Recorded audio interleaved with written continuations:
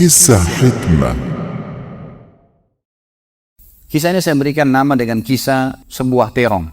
Ada seorang anak muda di Damaskus, di ibu kota Syria, di zaman tabi'in dulu. Pernah datang ke sebuah masjid namanya Masjid At-Taubah. Masjid At-Taubah ini zaman tabi'in ada. Ada seorang tabi'in masyhur di situ, tinggal jadi imam juga jadi alim, mengajar tiap hari. Anak muda ini datang lalu berkata, "Wahai imam, saya datang dari luar Damaskus, miskin, tidak punya apa-apa, tapi saya mau belajar agama. Boleh nggak saya numpang tinggal di masjid bersama anda? Saya bantu-bantu lalu saya hidup bersama anda. Maksudnya makan minum bersama anda." Kata ya syekh itu, silahkan, nggak masalah. Tapi harus sabar, ya ikutin kehidupan saya. Apa yang saya makan, kau makan, apa yang saya minum, kau minum. Kata anak muda ini, baiklah. Anak muda ini cerita, dia bilang, setelah 3 bulan saya tinggal dengan syekh saya.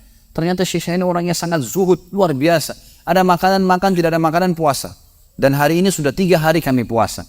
Buka puasa sahur dengan sebutir kurma segelas air, buka puasa juga begitu. Tapi ini sudah hari ketiga. Syekh saya masih kuat, saya sudah tidak kuat lagi, dia bilang. Saking tidak kuatnya saya bungkukan punggung saya, menekan perut saya supaya lapar saya hilang. Dalam keadaan begitu, syaitan datang menggacaukan pikiran saya sambil berkata, "Wahai anak muda, di benak saya terlintas, sekarang sudah halal buat kau mencuri makanan. Kalau kau tidak curi makanan, kau mau makan dari mana? Akan mati kelaparan. Minta sama gurumu nggak punya.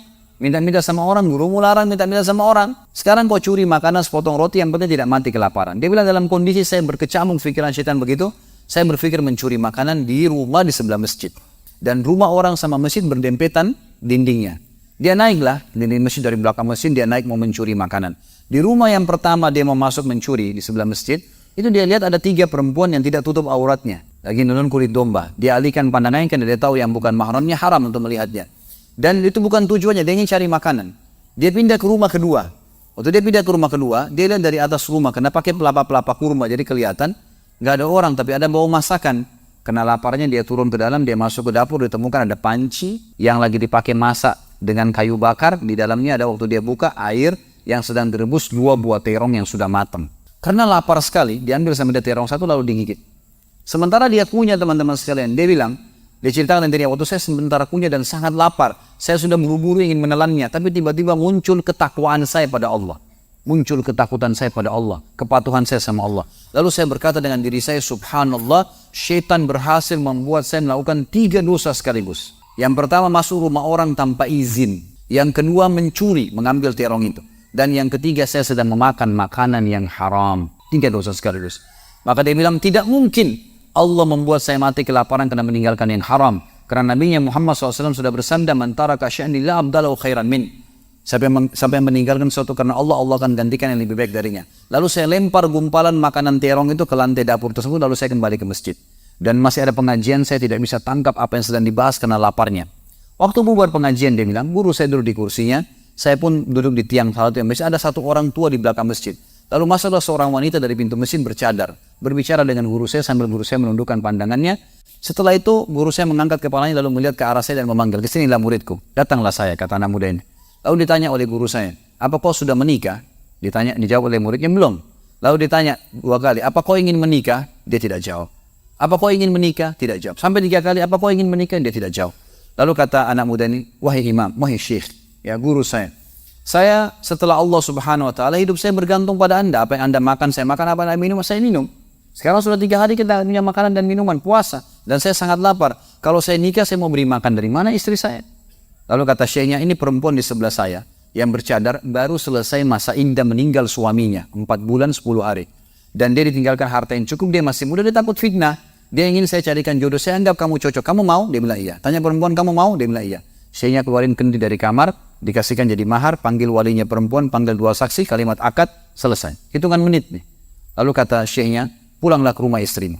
Saatnya sekarang kamu pulang, udah. Nanti kalau mau sholat, mau ibadah, silakan datang ke masjid. Sudah nggak perlu lagi numpang di masjid gitu."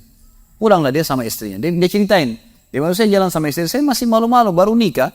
Dan ini kan memang hitungan menit nih. Ya, dia baru tadi kelaparan, tiba-tiba sekarang sudah nikah gitu." Dia bilang, saya jalan, keluar dari masjid, lewat di rumah pertama yang dia tadi manjat mau mencuri, dilewatin sama istrinya.